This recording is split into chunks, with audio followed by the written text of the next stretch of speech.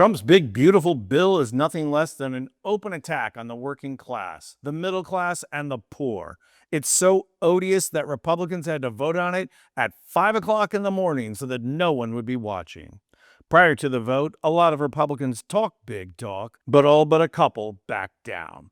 But life in the Senate is very different, and right now, some Republican senators are saying the bill is dead on arrival. Some, like Rand Paul, are no surprise, but two others will make you raise your eyebrows past your forehead and into the ceiling. Here's what Rand Paul had to say. The House bill is going to add about $4 trillion to the debt ceiling. The Senate bill adds $5 trillion.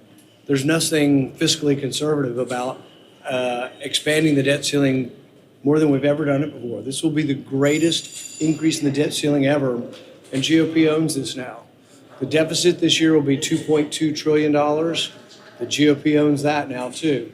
But if you borrow $5 trillion and you have a $2.2 trillion deficit this year, it means you're anticipating a $2.8 trillion deficit next year. There's just nothing conservative about borrowing $2 trillion a year.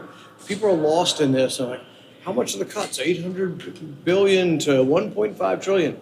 No, what matters is how much comes in and how much goes out. What is the net? Is it positive or negative? And borrowing this money just isn't fiscally conservative. I've told them I can support the package if they separate the debt ceiling off and have a separate vote on that. I want nothing to do with that. I didn't vote for the spending. I didn't vote for the debt. And I'm not voting to make it easier on people. And Paul is far from the only senator opposing the bill. Lisa Murkowski of Alaska opposes it too because of its cuts to Medicaid and Medicare, not to mention VA benefits. And Murkowski's opposition shows why the Senate is so different from the House. Senators don't have to face re-election every other year, and voters' memories are short. Not only that, but Alaska has moved far more purple over the last couple of election cycles, and Murkowski knows it. Tom Tillis is another opponent of the bill. That's no surprise. Tillis is facing re-election in 2026. There's no way he votes for this bill and stays in office, especially with Trump denying North Carolina FEMA funds and support. Tillis doesn't stand a chance if he votes for this bill. The other senator who is opposing the bill is Collins of Maine. What can you say here except that Collins is as firm as any reed in the wind?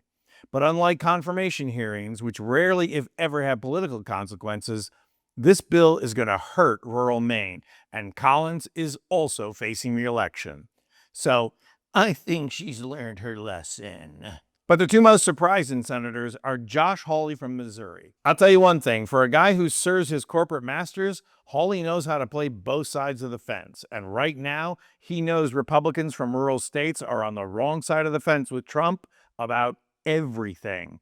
Farmers are losing their farms over Trump's tariffs and his stupid cutting of foreign aid.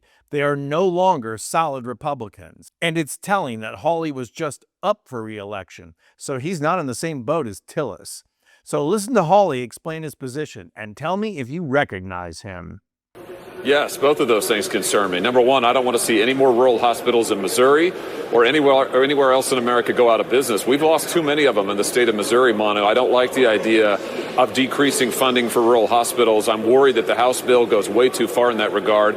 I also don't like what is basically a hidden tax on working poor people who are trying to get health care. I mean, this whole idea of we're going to charge them now additional copays in order to access health care. I have to say that just sounds like a tax to me. So now we're taxing poor people when they're trying to get access to health care? I've got big concerns about that. So Hawley has just turned into a Democrat? He's concerned about taxing the poor? Things are getting weird, folks. If only there was solid ground to stand on. Oh, wait, Ron Johnson from Wisconsin. Now there's terra firma. He'll give the party line, right? Listen to what Johnson has to say. I couldn't care less if he's upset. I'm concerned about my children, my grandchildren, and the fact that we are stealing from them. We are stealing from our children and grandchildren. $37 trillion in debt, and we're going to add to it as Republicans? That is unacceptable. And that's why there's no way I'm going to vote for this bill in its current form. All right, not what we expected from Johnson. But Johnson and Paul are being fiscal hawks. Collins and Tillis are covering their ace. And Murkowski and Hawley are standing up for rural medicine. That pretty much adds up to not going to pass. And never forget the other variables at play here. Chuck Grassley from Iowa could easily catch a cold and be out for 2 weeks. Mitch McConnell might be in legacy building mode. And the House Majority Leader, Thune, is really being cagey about all of this. It puts Democrats in a very tricky position, though. On the one hand, when this bill goes through, it will lead to landslide victory for Democrats in the midterms.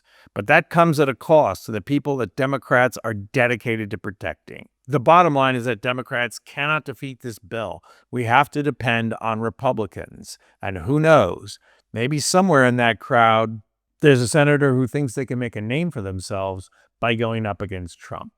I wouldn't bet on it, but, I don't own a casino either. Oh, wait, neither does Trump.